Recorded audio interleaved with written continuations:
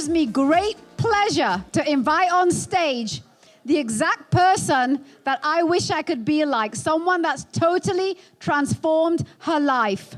You will have seen her many times on breakfast television, Cityline, and Global Morning.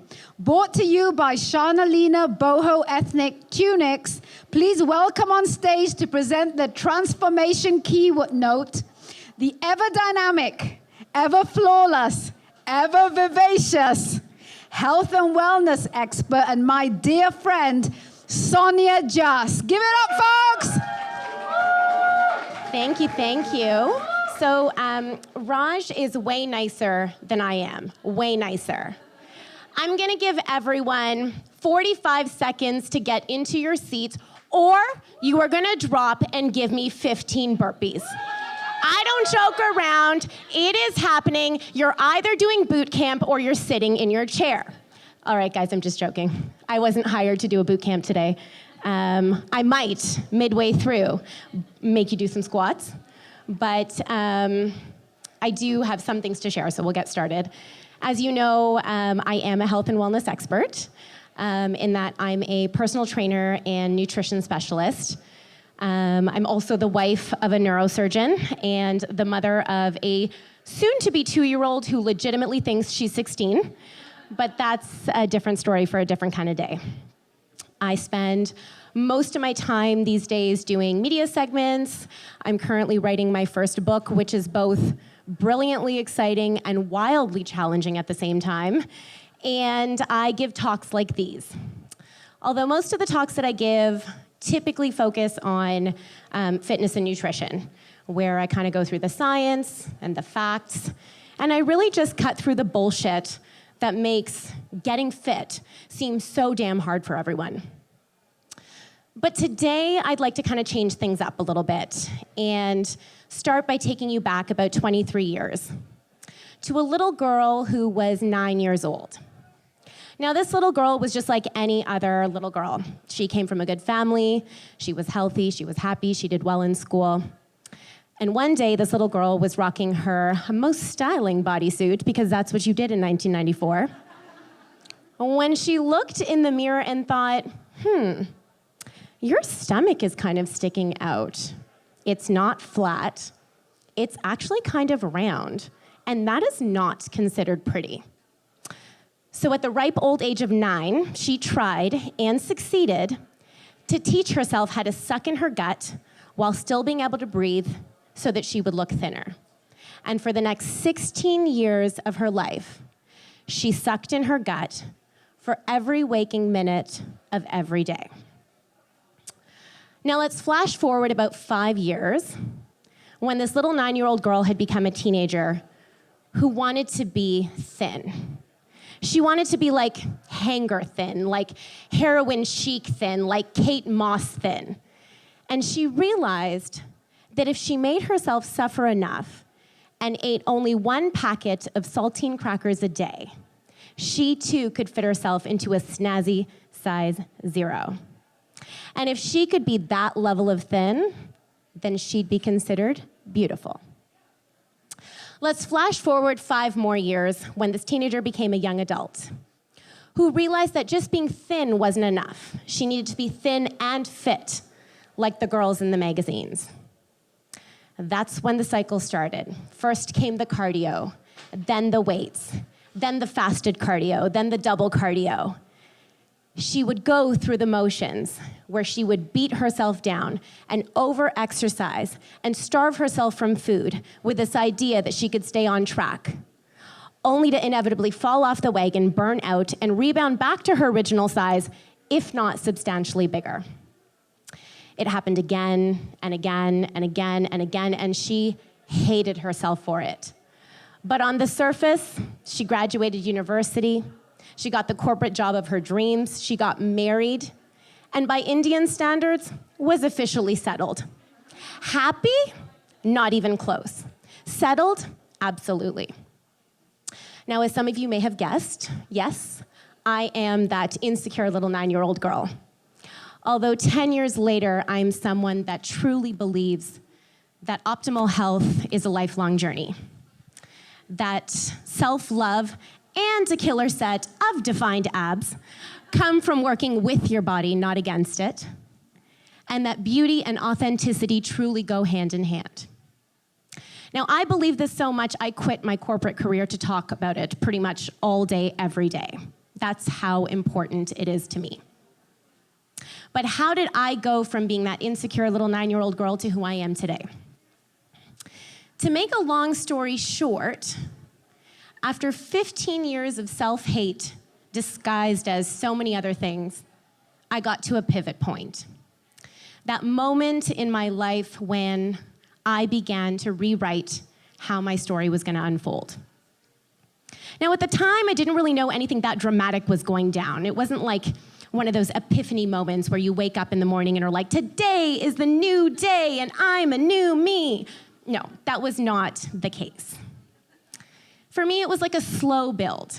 It was one of those things where I remember waking up day in and day out for 2 years with this unrelenting feeling that this couldn't be all that there is.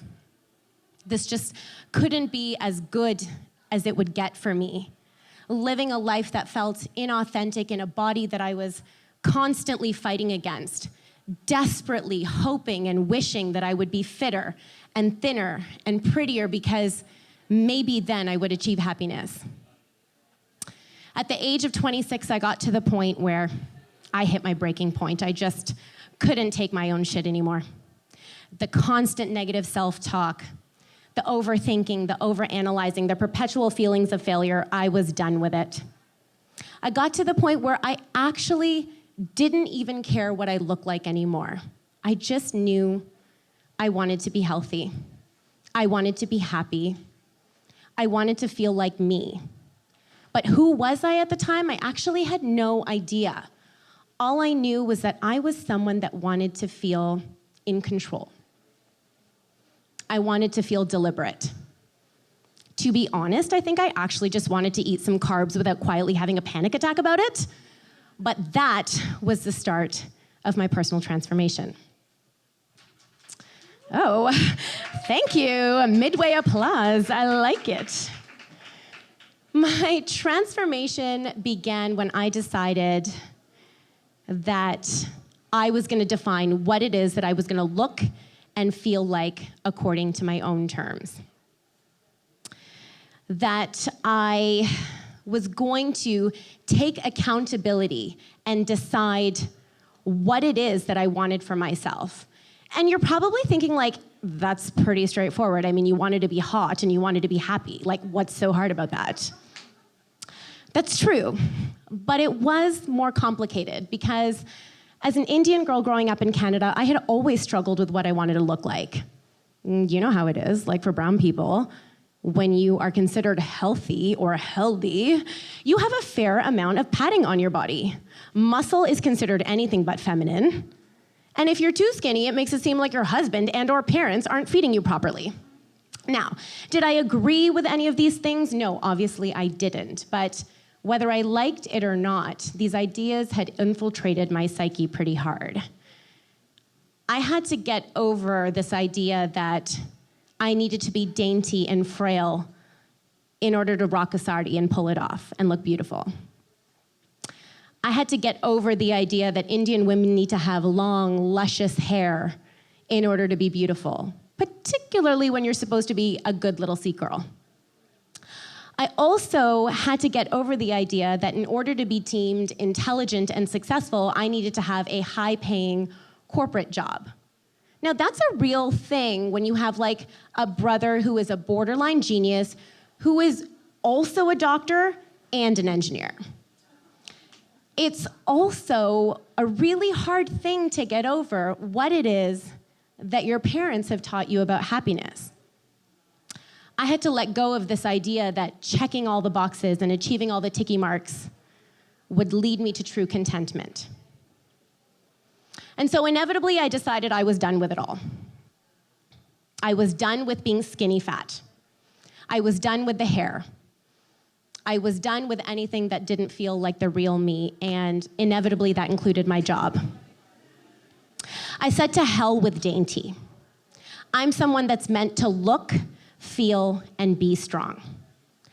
I wanted to be healthy and fit from the inside out, no matter what size that meant I'd be. I wanted to love, respect, nourish, and fuel my body because after years of beating myself down with negativity and bringing myself down with every piece of my being, I had had enough. I knew that the only way that I would ever truly feel beautiful is if I cultivated that beauty from within, through my diet, through my lifestyle, through my feelings, through my thoughts. And so I decided that that was going to be how it is that I feel truly proud of who I am. And that's where the heavy lifting began, both figuratively and literally. I had to reteach myself the fundamentals of fitness and nutrition. I abandoned the idea of dieting for the first time in my life. I focused on eating more and better than ever. Instead of focusing on my size, I focused on my strength, and I measured myself against my strength week over week at the gym. It was the first time in my life that when I looked in the mirror day over day, week over week, I could recognize the woman that was looking back at me. It was the first time that when I saw her, she felt like Sonia. And it was palpable and empowering. And after years of feeling like a failure, never thin enough, never pretty enough, never smart enough, never enough, I finally got to the point where one day I looked at myself in the mirror and said, "You, Sonia, exactly as you are enough." And your only responsibility to yourself in your life, here on in, is to continue pushing through the noise and pushing through the clutter to become the real you. And that's when the war was over. And the ironic thing about it, the truly ironic thing about it, is that it wasn't until I started focusing on my happiness and my health and my well-being that I inevitably achieved my ideal body and my ideal life. When I reclaimed my body, I reclaimed my power. And that was a very real thing. Every day that I focused on my strength and my health and my well-being and my nutrition, and I put in the time and I put in the effort, was another day that I reinforced who I am, what's important to me, and what my life is going to be about. For the first time in my life, I felt real. And it was that feeling that was going to then guide every decision I made in my life there on in. From what it is that I looked like, to who I was friends with, to how I defined success.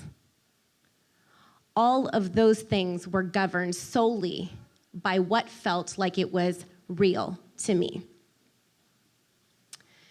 And I think it was scary. I don't even think it was scary, I know it was scary. It was scary as shit. To shave off my head and quit my high-paying job and put myself out there without apology for everybody to see. I remember having like chronic diarrhea for a week, like exam stomach diarrhea for a week, before I launched myself into the world of social media as a health and wellness expert. But it was like invigorating. Not the diarrhea part, but the rest of it. It was invigorating. And it made me feel alive. And I remember thinking to myself at the time, every decision I make in my life now, I'm going to ask myself, does this bring me closer to or push me further away from who I really am. I spent 17 years of my life feeling less than beautiful. You're stunning. It's painted on. It's painted on. Oh, thank you. I spent 17 years of my life feeling less than beautiful, and now, thanks to the mask, but thanks to a lot of other things, I do feel beautiful, primarily because I feel like I accurately reflect who I am on the inside, on the outside. Thank you. I truly do not care anymore what it is that people think. I mean, yes, I do still ask for opinions like, can you see my under eyeshadows and things like that. But at a core, I no longer care what people think. Like, you don't like biceps? Oh, that's too bad. You don't think my short hair is feminine? Bummer. You don't like too much eyeliner? Sorry. It's just kind of the way it goes, because I am the only one who is doing the heavy lifting. I am the only one day in and day out who is doing the work to figure out who the real Sonia is, and therefore, I'm the only one that gets a say. And I thought for like maybe 5 minutes somewhere in there that maybe this was just some sort of like midlife crisis rebellion, where you're like, well, I spent my entire life being a good Indian girl, so like maybe now is when I'm like sticking it to my parents to be like, suck it. It's not. It's not. I thought about it, but it's not. My transformation has been about taking back control. It's been about accepting responsibility for my life and my happiness. It's been about living a life by design. It's been about discovering, accepting, maximizing, and sharing with the world who it is that I am, because after 23 years of chaos, I'm finally in control. Oh, thank you. I think I need her around more often. So why do I tell you guys this today? I think the reason why I felt it was important to share my story is because I come across so many people on social media and in real life who seem to think I'm like #blessed, or that this life of mine has been something I just kind of fell ass backward into, or that there's been something unique about me that's given me the courage to like fight against the mold and do it my way. And I think really what I wanted to say is I am not someone who has always had their shit together. I have starved. I have dieted. I've tried every fad diet out there. I've tried fat burners. I gained 30 pounds in first year university because I discovered Lucky Charms and Corn Pops. And when it came time to getting pregnant, I experienced severe infertility issues because of all the damage I had done to my body. So I am not someone who is perfect. And I'm not someone who is extraordinary. And I think the important thing to know is that we each have a journey that we're on. We're all going through some version of this same story, whether it's more extreme or less. And I think it would be really easy if, as a keynote speaker here, I could be like, here's Sonia's 10-step guide to getting to know the authentic self. And if you follow this, you too can let your light shine. Because isn't that what beauty is about? Yes, and maybe that will be my second book. But I don't have that answer, because that's not the way this goes. So all I will say is have the courage to ask yourself the questions. Look yourself in the mirror, day in and day out, and ask yourself what makes you feel like you. What would you do if you didn't have to answer to anybody? Who would you be if nobody was watching? What makes you feel alive? And if you can take the time to ask yourself those questions, and you can push out the really, really loud, annoying voices of the external world that yell at you in your head, and you listen to that very faint, very, very quiet whisper in your head. And that whisper is like that speak of your soul. But it's like faint, it's maximum faint, it's like down there. If you can connect with that faint little voice to figure out who you really are, and then get the guts to make the choices, to listen to that voice day in and day out and day in and day out, one day, it'll just become who you are. And that's it.